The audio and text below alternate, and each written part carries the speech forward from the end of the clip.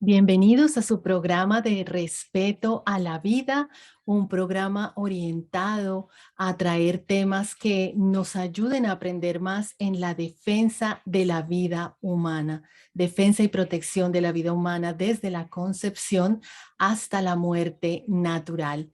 Llegamos a ustedes gracias a Radio Paz y les pedimos que sigan también esta emisora en sus redes sociales. Estamos en Instagram, estamos en Facebook, en YouTube y estos programas se pueden escuchar también en podcast. Tenemos una sección de podcast en donde los pueden encontrar. Si hay alguno que le llamó la atención o lo quiere compartir, lo puede hacer.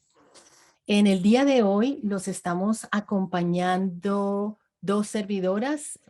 Mi nombre es Angélica Duarte, hago parte del equipo de Radio Paz y también soy voluntaria en el Ministerio de Respeto a la Vida. Sandra, adelante.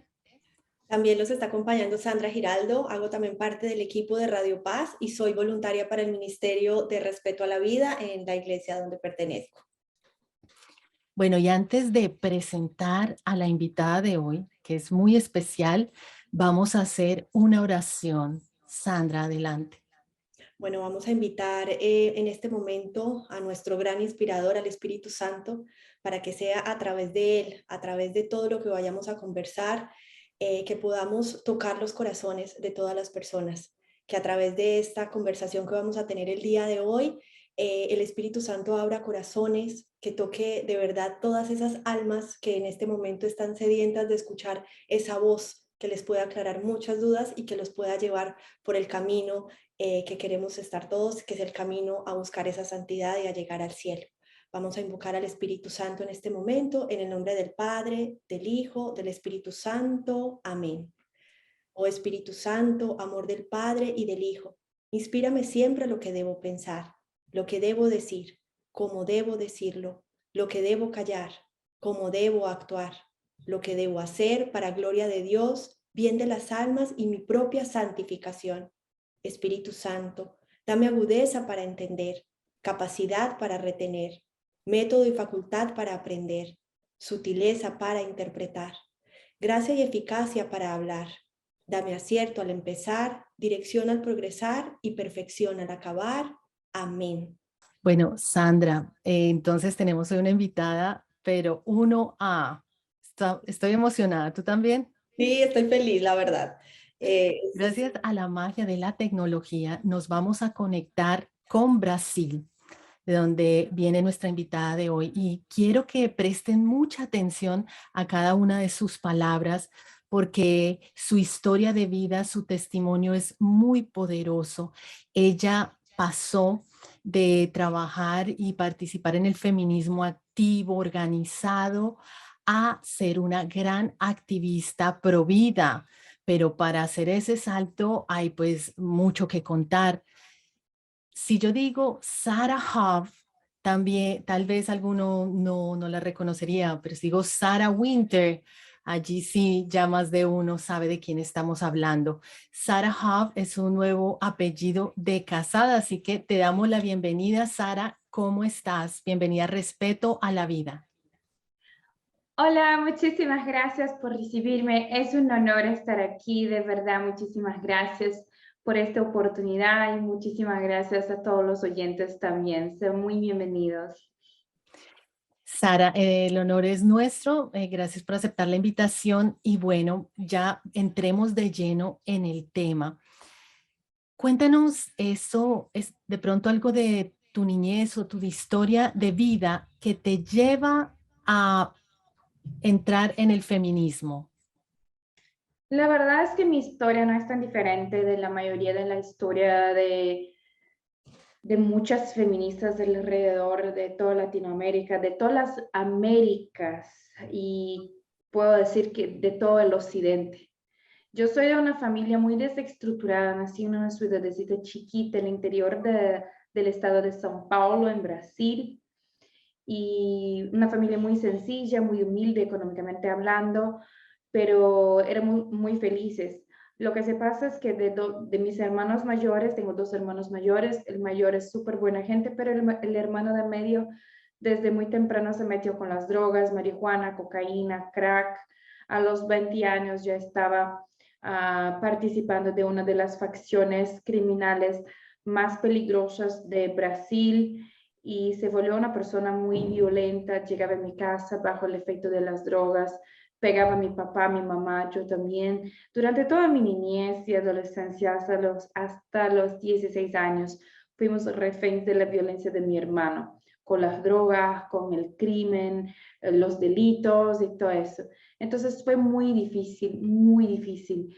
Y yo digo que no solamente yo, pero esto es algo recurrente en la historia de muchas jóvenes o mujeres que hoy están metidas en el movimiento feminista. Generalmente el joven busca la justicia, no tiene todavía la capacidad intelectiva de comprender qué es la justicia, qué es la venganza, la diferencia de las dos, y muchas veces busca en ideologías una respuesta para sanar sus dolores, sus sufrimientos, sus heridas, pues así lo venden como una propaganda de que estas cosas sí lo van a liberar, lo van a preparar de una manera que va a ser libre. Entonces, mi historia no está tan diferente de la historia de mucha gente alrededor del occidente. Ok, y entonces estamos en este punto en donde tu hermano ha causado estas situaciones en tu casa, tienes esos dolores, él está en drogas, él está, parece también que en narcotráfico, Sí. y cómo llegas tú al feminismo.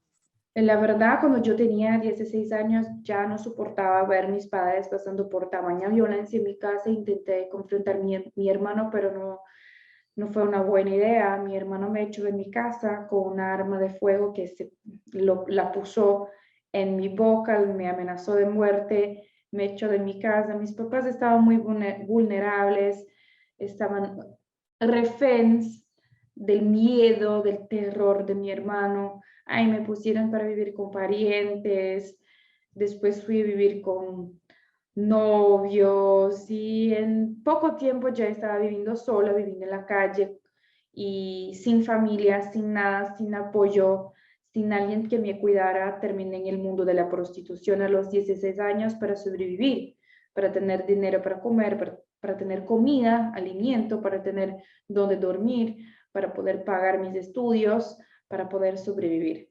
Y en el mundo de la prostitución, que fue terrible, me maltrató mucho, sufrí todo tipo de abuso que se pueda pensar, psicológico, físico, patrimonial, incluso sexual.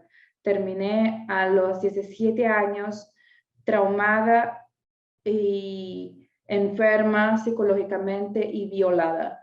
Entonces, de toda esta tragedia se genera un sentimiento de odio en contra los hombres, en contra la institución familiar, que era algo que yo no tenía, y en contra de Dios. Entonces yo culpaba a Dios por todas las cosas malas que yo estaba pasando en mi vida.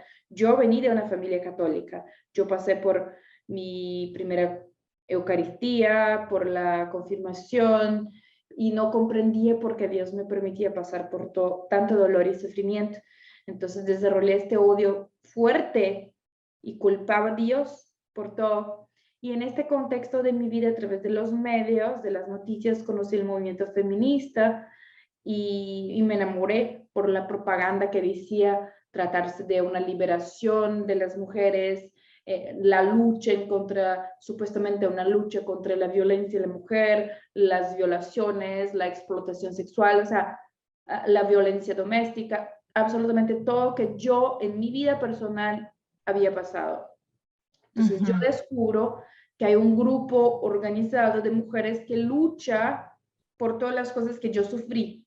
Entonces, por amor al prójimo, por amor a las otras mujeres, yo entonces decido involucrarme en la lucha para que ninguna otra mujer tuviera que pasar por las cosas terribles que yo pasé. cómo ellos han sido tan inteligentes que lo muestran de esa forma atractiva, ¿no? Aparentemente por Sí, algo bueno. Tu deseo en el corazón era algo bueno, era ayudar a las mujeres y te atrae este mundo del feminismo. ¿Y qué pasa allí? ¿Cómo se da esa- sí, yo pertenecí al movimiento Femen, que en la época, estamos hablando de 10 años, 11 años atrás, está con highlight en el tope de las noticias, pues era la primera vez que se veían mujeres saliendo a la calle, rompiendo las cosas en la calle y desnudas, o sea, haciendo topless y haciendo provocaciones de manera muy sensacionalista.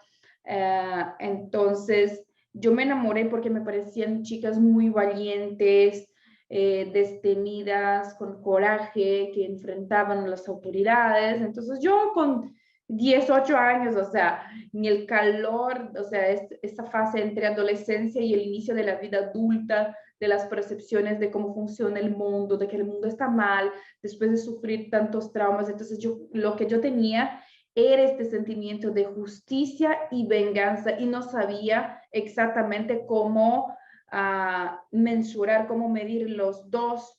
Entonces, yo las contacté y ellas eran de Ucrania. Entonces me invitaron hasta Ucrania y yo me fui a Ucrania en 2012 y ahí viví como un mes y medio, unos 40 días más o menos, recibiendo un entrenamiento en militancia de izquierda. Entonces, cómo hacer protestas, cómo utilizar el dolor y sufrimiento de manera subversiva para tener más compañeras, cómo utilizar la prensa, los medios de comunicación, los medios de educación para atraer más personas para el movimiento. Entonces, todas esas técnicas, y fue algo terrible, un lavado cerebral terrible que me hicieron, y yo no era la única, había por lo menos más unas 30 mujeres desde Argentina, de México, de Estados Unidos, de España, de Holanda, de Francia, de Inglaterra, de Alemania, de Polonia, que estaban allá para ser entrenadas también. Entonces, después de recibir ese entrenamiento, yo me vuelvo a Brasil y empiezo entonces a hacer lo que yo pensaba que estaba haciendo de bien, de correcto. Por eso yo siempre digo, todo el ser humano es de nuestra naturaleza querer un bien. Nosotros nos movemos y nos movimentamos y buscamos un bien. Jamás buscamos un mal, buscamos siempre un bien. Lo que se pasa es que muchas veces el concepto de bien y mal están subvertidos en nuestra cabeza. Entonces, ni el peor de los hombres busca un mal, busca un bien entre comillas, pero este bien está subvertido, entonces es un mal. Un asesino busca asesinar a alguien porque para él es un bien, es, Mm. es, es llenar este agujero que tiene en su pecho de una venganza o de un enojo o de un odio, pero eso no es un bien, es un mal, es un delito, es un pecado, pero Sí. nadie acciona por un mal, o Es- sea, accionan, pero es subvertido. Entonces yo estaba haciendo el mal, pero yo pensaba que era un bien. Estaba saliendo a la calle, desnuda, haciendo protestas, cometiendo todo tipo de heresías en iglesias, ofendiendo a cristianos, a católicos, a todo. Estaba haciendo, o sea, un movimiento gigantesco en mi país de subversión, de poner a las mujeres en contra de los hombres, de odiar a la familia, de odiar la heterosexualidad, de odiar el cristianismo, pero yo siempre pensé que eso fuera un bien, que yo estaba haciendo algo que iba a liberar a las mujeres de manera que ellas no sufrieran más ningún tipo de violencia. Entonces, ¿cómo no puedo percibir? Y eso es algo que las feministas no perciben. Bueno, pues importantísimo todo lo que nos estás compartiendo y sabemos que el ser humano tiene un vacío interior que, como decía Pascal, tiene la forma de Dios. Solamente Dios puede llenar ese vacío.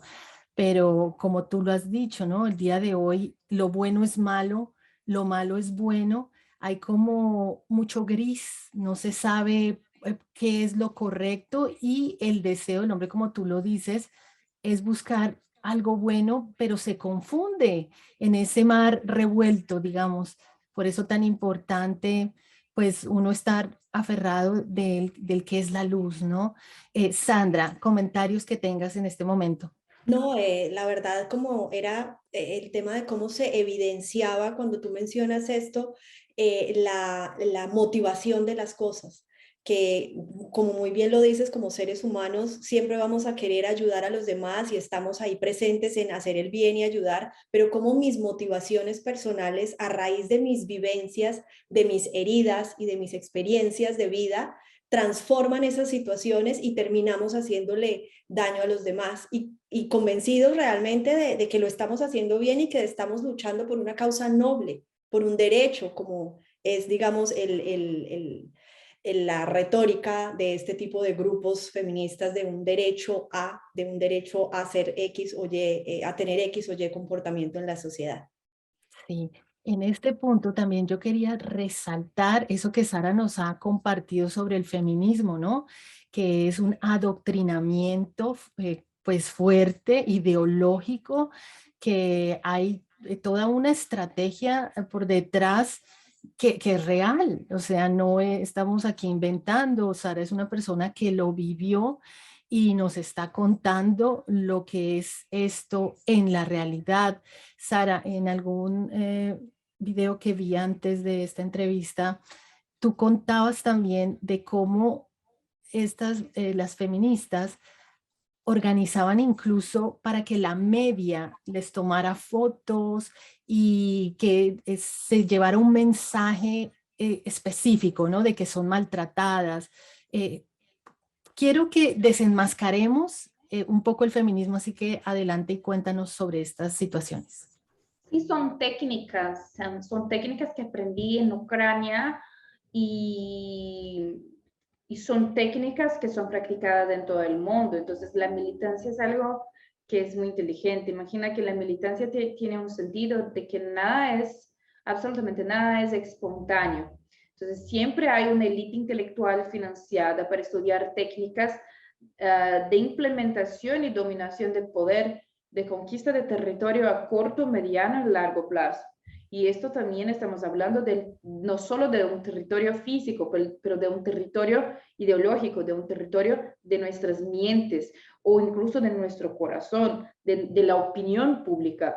Entonces, imagina que les interesa a las feministas siempre el apoyo popular, el apoyo político y también a nuevas activistas, nuevas personas, captar nuevos activistas para su movimiento. Entonces hay maneras de hacerlo.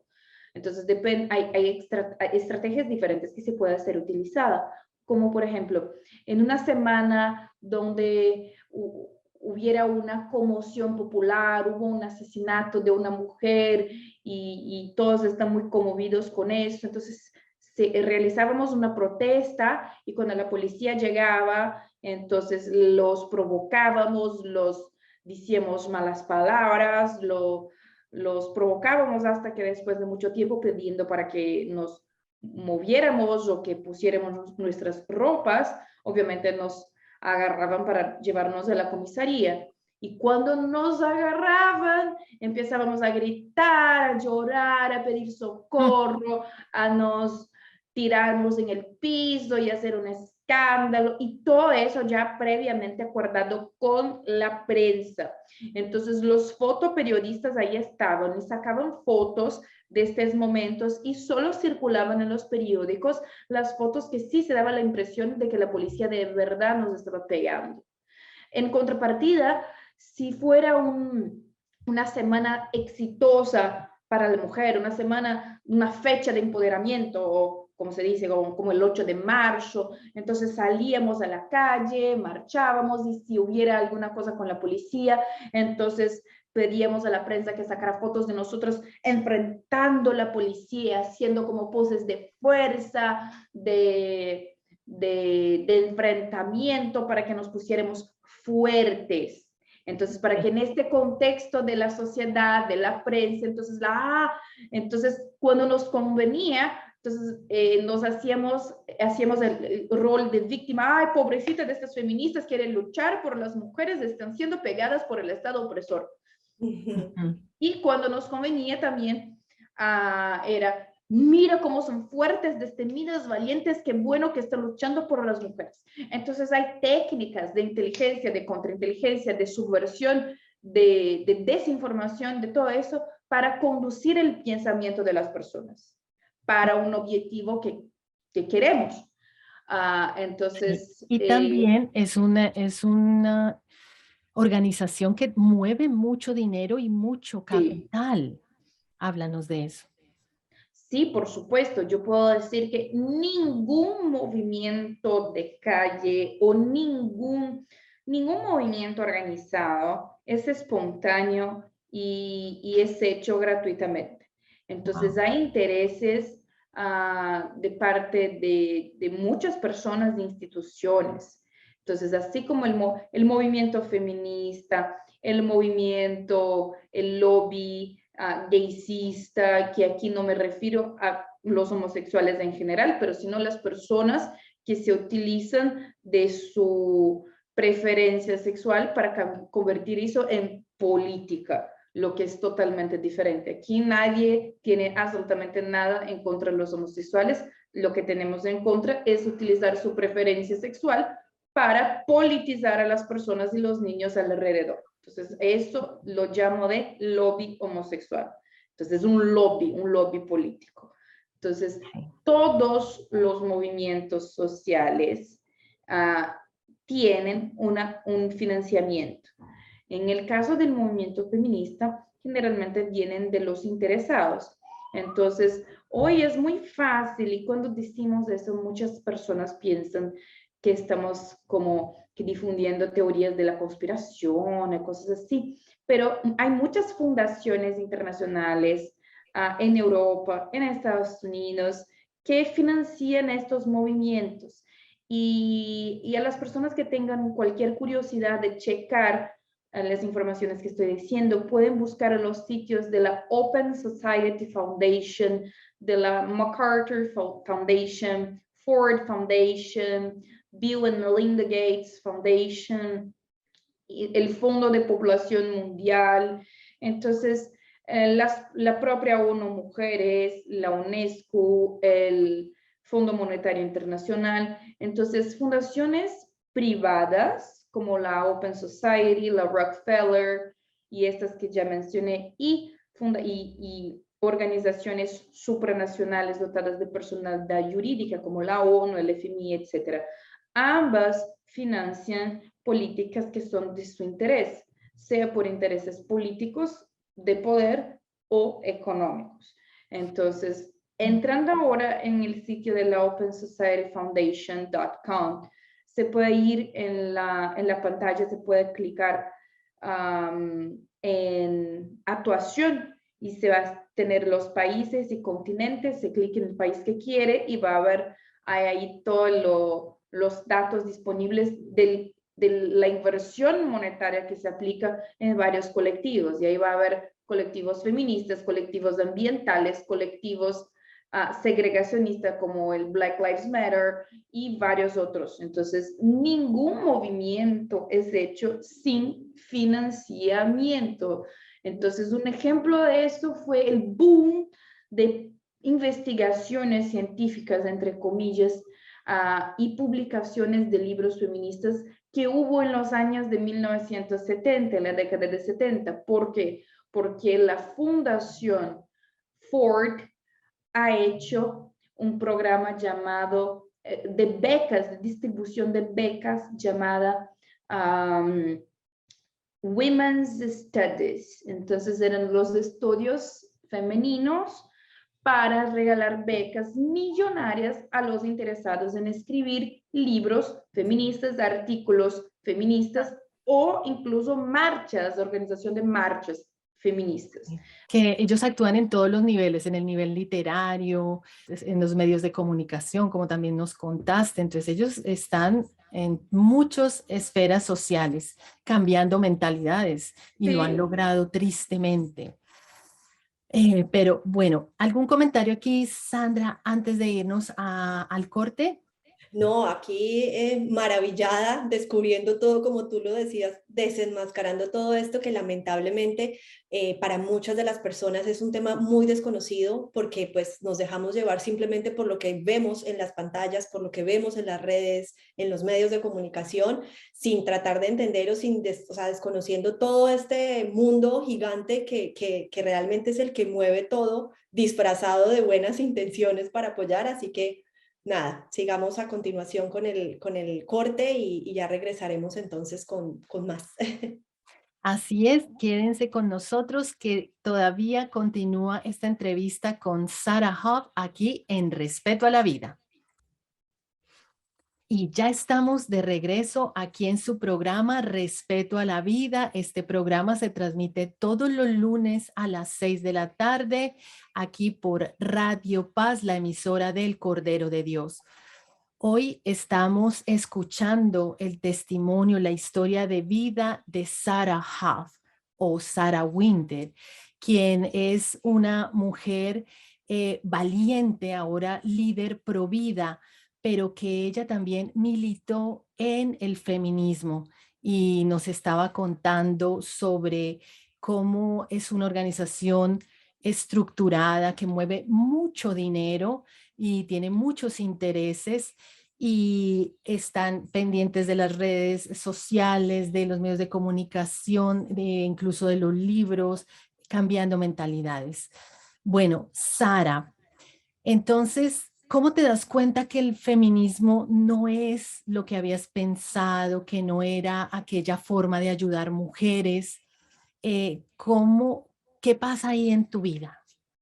La verdad es que con esta propaganda que hacen sobre liberación sexual, empoderamiento femenino, diciendo que no hay que estar, hay que combatir el matrimonio monógamo tradicional, hay que ser feliz, el amor libre, todo eso, obviamente, ¿cuáles son las consecuencias? A los 22 años me quedé embarazada, sola, embarazada, desesperada, y todas mis amigas me decían, es la feminista más famosa de Brasil. Hay que hacer un aborto.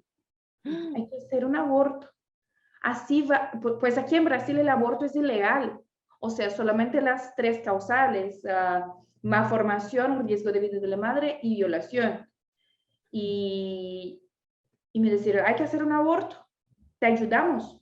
Pues así vamos a ascender el debate de nuevo y podemos incluso lograr con tu situación. Pues yo era la feminista más famosa de Brasil, era el liderazgo que tenían. Entonces, ahí me dijeron, no, te vamos a ayudar.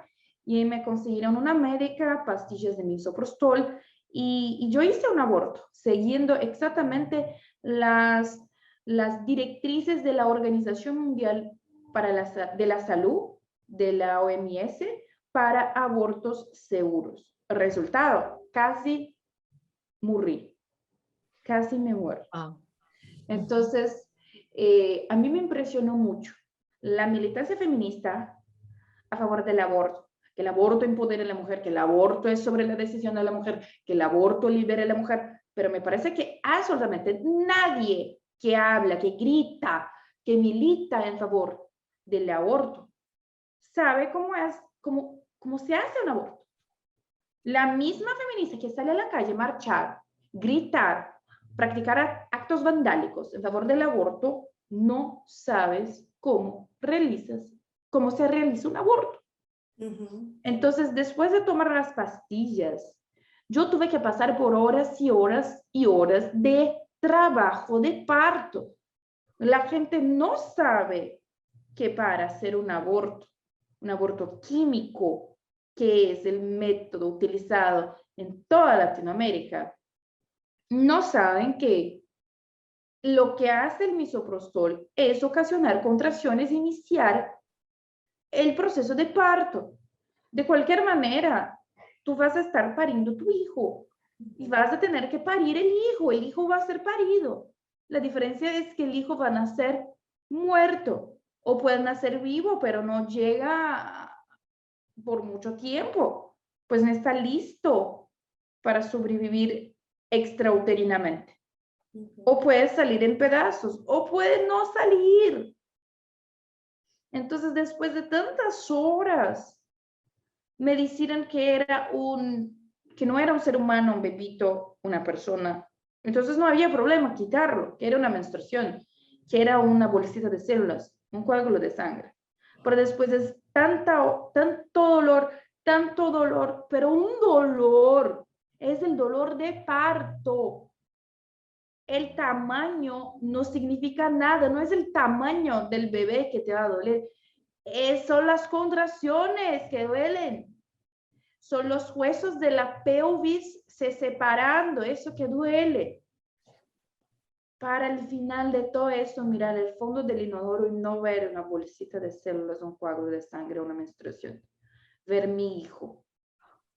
Y eso o sea, Y ver que estaba formado, que desde el inicio se ve que es un ser humano. obvio. Sí. Entonces, después de 10 días sangrando incesantemente, yo tuve una hemorragia, me desperté en el medio de la noche con una hemorragia y no había nadie para ayudarme. Yo tenía una hemorragia, fiebre, estaba vomitando. El olor que se salía de mi cuerpo era un olor de podrido, de muerte. Yo sabía que iba a morir. Yo sabía que tenía una afección gravísima. Llamé a todas mis amigas feministas, 9, 10. Todos me dijeron, tranquila, eres nuestra compañera de lucha. Se pasó 1 hora, 2 horas, 3 horas. Nadie vino. Me dejaron para morir. Dios mío. Nadie quería meterse en hacer cómplice de un delito. O sea, Nadie todas quería ellas que problemas. estaban contigo en las luchas, que eran No, tus supuestas amigas, ahí sí te dejaron. nadie me dejaron. Wow. La única persona que me ayudó fue un vecino que rompió la puerta de mi departamento. Me llevó al hospital y me salvó la vida. Era un vecino, hombre, católico, que me llevó al hospital. Era un hospital privado. Pagó por todos medicamentos, internación, todo. Yo tuve un choque hipovolémico. Perdí tanta sangre, que llegué al coma. Entonces, pasé por una experiencia de casi muerte. Y después de eso, desarrollé la síndrome posaborto. Entonces, ¿y por qué esta afección? La verdad es que yo fui víctima de un plan perverso, maquiavélico, demoníaco. Yo era la feminista más famosa de Brasil. Me embaracé. Me comenzaron a hacer un aborto. Me decían que mi aborto iba a suscitar el debate nacionalmente. Me enseñaron a hacer un aborto, pero en ningún momento me decían que yo debería hacer el procedimiento de curetaje. Y yo no sabía. De manera que ¿El a los que no procedimiento cuál, saben, perdón? curetaje es un procedimiento quirúrgico donde se introduce en el útero una cureta que se parece a una cucharita de aso quirúrgico para sacar los restos del bebito, el cordón umbilical, la placenta, o sea, y Legrado, lo llaman verificar que acá no hay también. ningún resto fetal dentro de tu útero. ¿Cómo que una doctora me enseñó a hacer un aborto y me omitió esta información? Wow. Durante 10 días yo tuve los restos de mi hijo podrido dentro de mi útero. Wow. Y yo me estaba pudriendo junto. Dios mío. Casi morí. Tuvieron que sacar una de mis trompas de falopio y inutilizar mi útero. Me dieron como infértil. Fueron meses de antibiótico, tratamientos, transfusiones de sangre, hasta recuperarme. Desarrollé la síndrome posaborto, escuchaba lloros de bebé donde no había bebé en mi cabeza. Todo el tiempo un bebé que lloraba, gritaba. Yo lo escuchaba en mi habitación, en mi departamento, en la calle, en la farmacia, en el supermercado. Empecé a trabajar, me volví alcohólica. Comencé a trabajar para comprar el alcohol, para tomar, para me quedar borracha, para no escucharlo. Tenía pesadillas horribles, entonces empecé a tener relaciones sexuales totalmente irresponsables y desenfrenadas porque yo tenía miedo de estar sola. Entonces yo digo que empecé a prostituirme, pero de nuevo, pero no cambiaba dinero, mi cuerpo por dinero, cambiaba mi cuerpo por compañía. Pues no quería estar sola, no quería dormir sola por las pesadillas. Ya pensaba yo empecé a practicar la automutilación, cogía láminas, me cortaba. Hoy tengo cicatrices por todo mi cuerpo, brazos, piernas, barrigas, pecho, porque yo me odiaba por la culpa y el remordimiento. Pensaba en suicidio, pero de toda la oscuridad Dios ha hecho la luz.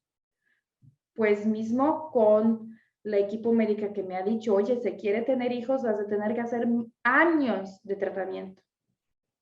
6 meses después yo me embaracé de nuevo. Vamos a comentar algo de lo que hemos escuchado. Sandra, tus comentarios después de lo que hemos escuchado de Sara.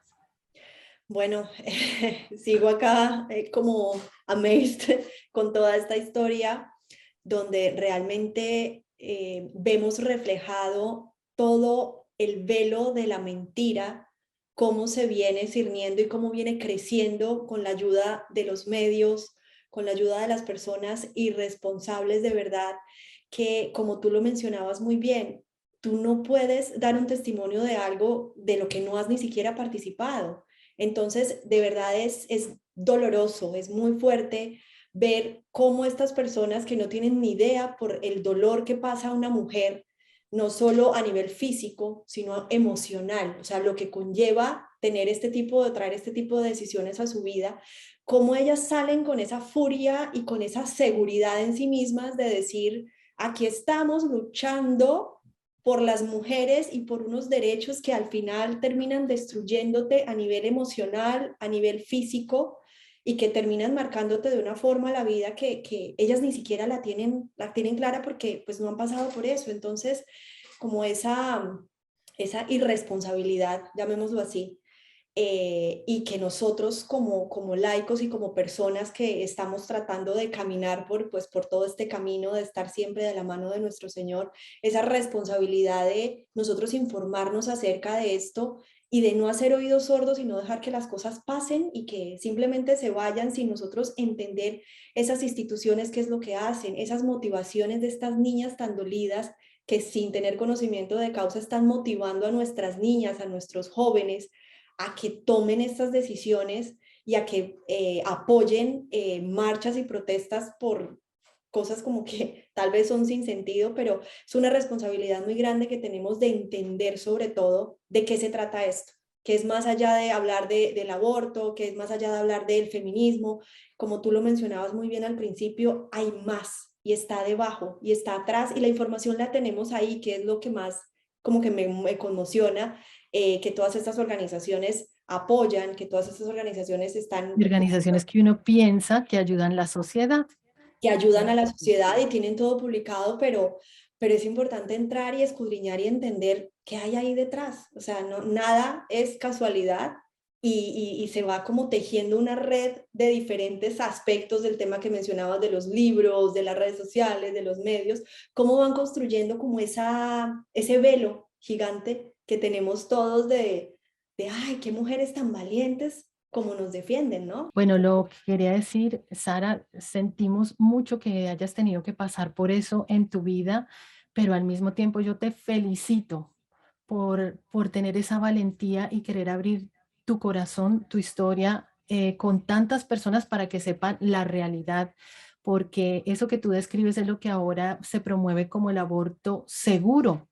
Y vemos que aborto seguro no es para nada y Dios mismo dijo, ¿no? Donde hubo donde hubo pecado, sobreabunda la gracia. Y mira cómo este hecho doloroso, cómo este hecho triste en tu vida está trayendo luz, porque al contar esa experiencia de vida, pues las personas conocemos lo que es en realidad y más nos anima a estar luchando porque no se dé más los abortos químicos que tanto auge tienen en este momento. Entonces, Sara, agradeciéndote esto, yo quiero preguntarte ahora que nos cuentes de tu historia de sanación, porque entonces viene este momento oscuro, ¿cómo sales de allí? Eh, ¿Qué pasa? La verdad es que cuando descubrí que estaba embarazada, yo he hecho 4 pruebas de embarazo porque pues no creía. Y, y yo estaba tan loca en aquel tiempo que yo ni siquiera sabía quién era el padre. Estaba en duda entre 3 hombres, imagina el estilo de vida que yo tenía. Pero yo firmé una decisión que quería que mi hijo fuera crecer lejos de todo este ambiente. Entonces decidí y eso no fue una decisión como a partir de hoy estoy saliendo. No, este es fruto de mucha reflexión. Entonces, imagina, yo digo que los 9 meses que yo estaba gestando mi hijo, Dios me estaba gestando de nuevo. La gente siempre me preguntaba, ¿cuál fue la gota de agua, como que el último el gatillo que te ha hecho cambiar? Y yo digo, eso no existe, gente, es cosa de cinema, de novela. No, los cambios son un proceso tardío, despacio y muy doloroso, que es fruto de mucha reflexión, de la maturidad, muchas veces forzada por eventos de la vida. Entonces, fueron 9 meses de mucha reflexión hasta que yo decidí, no quiero más de esto. Esto no es algo que llena mi corazón. Y yo digo, yo me quedé 5 años en el feminismo. En el primer año yo ya sabía que estaba mal, pero yo no tenía otra cosa que hacer de mi vida. Yo no tenía perspectiva de vida. No tenía dinero para estudiar, no tenía familia. Ellas eran mi familia, mi compañía. Y Mi sentido de entonces, vida era ¿a quién luchar. consigues? ¿Quién te ayuda? Sí, eran mi base, mi apoyo, o sea, era lo que yo tenía. Entonces, ¿cuántas mujeres, hombres, jóvenes están metidos en estos temas? Pues no saben lo que los espera en la vida. Y Tienen entonces, ¿qué fue miedo. para ti? ¿Cómo pudiste salir y dar ese paso? Yo digo que la verdad, yo tomé una decisión. Fue mucha reflexión, más de 9 meses pensando, mi hijo nació y eso ya me molestaba mucho. Grabé un video pidiendo perdón a todos los que había ofendido con mis protestas feministas, católicos, evangélicos, no importa. Pedí perdón y pedí ayuda. Yo tenía muchas ganas de volver a la iglesia, pues yo entendía que Dios no me dejó morir. Y después Dios me presentó me regaló Una algo que segunda yo quería hacer mucho, oportunidad. Una nueva oportunidad, así es. sí, con una familia. Qué lindo. Es que la familia estaba en mi vientre. Ujú. Entonces yo tenía una gratitud a Dios muy grande y no sabía cómo me acercar a Dios. Entonces grabé un video pidiendo perdón y pidiendo ayuda. Entonces, a través de este video, la gente empezó a acercarse y a ayudarme. Fue cuando conocí el movimiento, o sea, ya conocí el movimiento Pro Vida, pero de la perspectiva de la visión de una feminista. Y fue este mismo movimiento Pro Vida, pues yo cuando salí del feminismo, cuando grabé este video, decía, no quiero ser feminista más, de eso ya no me representa. Yo perdí muchos patrocinios, sufrí una crisis económica muy fuerte. Yo no tenía dinero para comprar ropitas o pañales a mi hijo. Pero así decidí. Fue el movimiento Pro Vida que yo durante 5 años perseguí, que me regaló pañales a mi hijo, ropitas de mi hijo, ropitas de mí. que pagó un año de mi alquiler y pagó un año de mi universidad. Pues Amén. miren que yo tenía la capacidad, me dijeron, tú tienes el don de la comunicación, vamos a invertir en ti, pues sabemos que vas a hacer cosas muy buenas. Y durante un año me ayudaron hasta que yo pudiera caminar sola. Me regalaron comida. Entonces, después que yo ya estaba caminando, después de servida, empecé a servir. Entonces, empecé a trabajar con el Movimiento Provida. Empecé a servir en el Movimiento Provida. Y eso es lo que hago el día de hoy. Y percibí una cosa. Y eso es algo que llevo, es el mensaje que quiero llevar a todas las personas que piensan que el movimiento feminista hace bien a la mujer. ¿Qué está haciendo el movimiento feminista por la mujer? O sea, una mujer que está siendo pegada por su marido todos los días después del servicio, su marido borracho, salir a la calle con carteles. ¿Cómo eso ayuda a esta mujer? Una mujer que está en situación de drogadicción y prostitución en la calle. Hacer este bailito del violador eres tú. ¿Cómo eso saca de la calle a esta mujer? Una mujer que es una niña que es víctima de violencia sexual por su padrastro. Los actos vandálicos en los monumentos. ¿Cómo esto ayuda? Una mujer que está embarazada en situación de vulnerabilidad social. Entonces, ¿en qué está haciendo el movimiento feminista por las mujeres? Nada. Los problemas de las mujeres existen, son reales, la violencia existe, es real, pero esto no se resuelve con escándalos, hechos vandálicos, protestas en la calle. Eso se resuelve con políticas públicas eficientes y se resuelve con las manos de caridad de la sociedad involucradas en el problema del prójimo. Entonces, antes de agarrar un lápiz, una lapicera, un bolígrafo, una pluma y hacer un cartelito, usa esta mano para ir a alimentar a la mujer que está en la esquina de tu casa pidiendo monedas.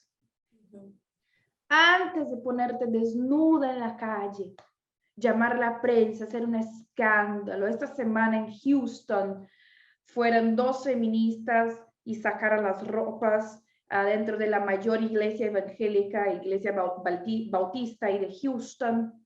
Y yo pienso, qué tontería. O sea, primero que ya ninguém se choca. La sociedad ya está acostumbrada a ver mujeres sin ropa. Eso a 10 años nos chocaba, ahora ya no nos choca más.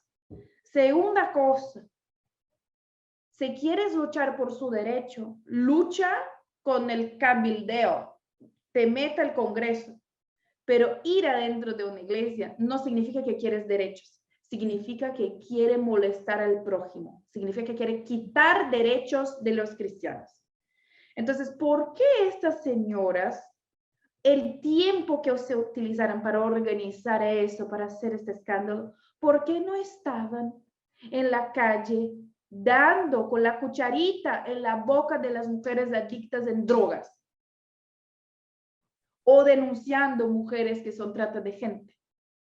O sea, Texas está en la frontera con México, ahí sobra trata de gente. Así es. Entonces, esta es mi crítica formal.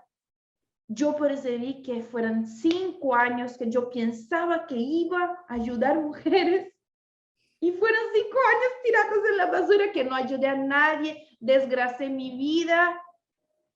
Pero, y es eso. Si quieres ayudar mujeres, haga de manera práctica. Las mujeres necesitan tu ayuda, pero necesitan de manos, no necesitan de bocas. De acuerdo. La mujer víctima de violencia no necesita de discursos académicos, ideológicos, prolixos. Necesitan de manos pragmáticas que van y que hagan lo que necesitan. Sara, tú nos contaste de situaciones que viste del síndrome post-aborto. ¿Encontraste sanación en esa área? Sí, y la sanación ha venido con una disciplina usan una receta que por lo menos para mí funcionó muy bien. Fue cuando después de ayudada por el movimiento Provida, yo empecé a ayudar, empecé a servir en los proyectos Provida, principalmente en las casas de acogimiento a mujeres vulnerables y embarazadas. Empecé limpiando los baños y después cocinando y después enseñando otras cosas a ellas. Entonces, servir al prójimo, el servicio me ayudó mucho, la disciplina con la iglesia, el rosario diario, la confesión semanal, la misa dominical y la Eucaristía. Entonces, el servicio, la disciplina y obediencia con la iglesia y la repetición, que fue repetir mi historia y mi testimonio para muchas personas.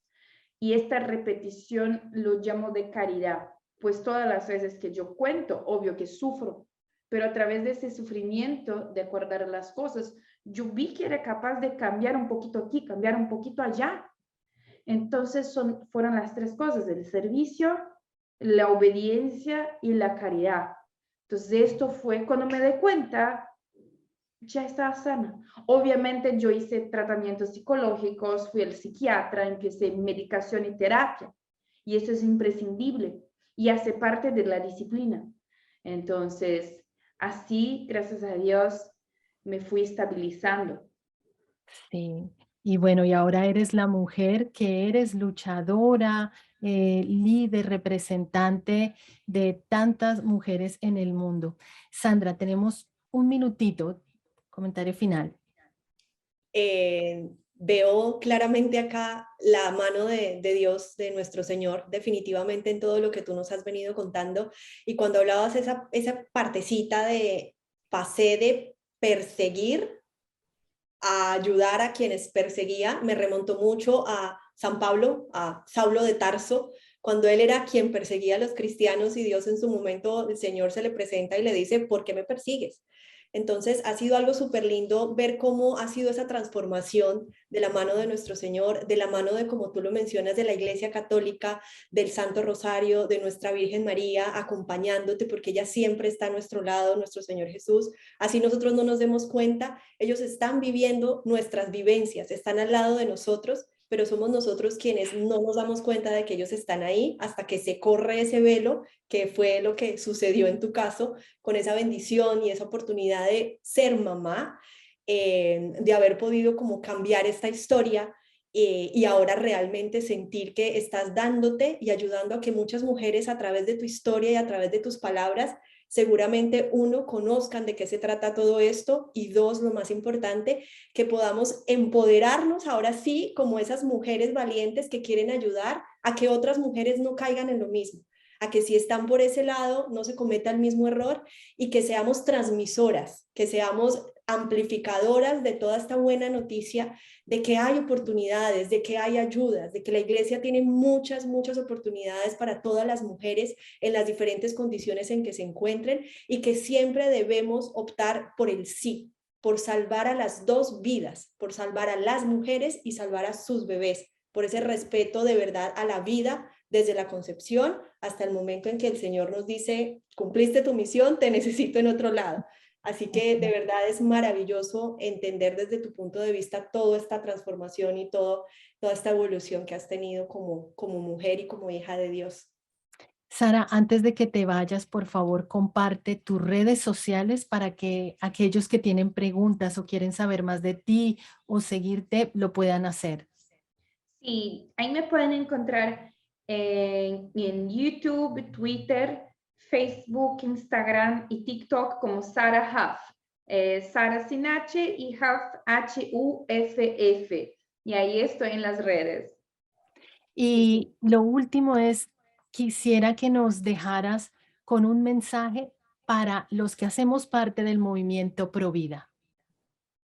Que no tengan miedo, que comprendan que no se debe respetar el irrespetable. Muchas veces nosotros del movimiento Provida disfrazamos nuestra cobardía de prudencia. No vamos a hacer esto que es imprudente, no vamos a hacer esto que es imprudente, pero la verdad es que muchas veces tenemos miedo y el miedo es un atento en contra del Espíritu Santo. Entonces, que no tengan miedo, no tengan miedo de decir la verdad, no tengan miedo de llamar a las cosas o las personas por los nombres que las merecen. La virtud de la justicia, según Santo Tomás de Aquino, es regalar al individuo lo que le pertenece. Y muchas veces yo le digo que la humillación es el último acto de caridad que podemos tener con alguien. Como Padre Pío, muchas veces a través de la humillación, de los gritos, de sacar a la gente de la fila de la comunión cuando no estaban en estado de gracia, convirtió a mucha gente. No tengan miedo de decir la verdad. No tengan miedo de ser duros cuando es necesario. No tengan miedo de no respetar el irrespetable. Hay que convertir la gente, pero hay que ser arriba de todo cristiano. Y la misión de la cristiandad es decir la verdad, es conducir a la verdad, es luchar por la verdad, cueste lo que cueste. Gracias. Muchas gracias, Sarah Huff, por esta entrevista. A ustedes también por habernos acompañado en el día de hoy y los invitamos a seguir con nosotros el próximo lunes 6 de la tarde aquí en su programa Respeto a la Vida. Que Dios los bendiga.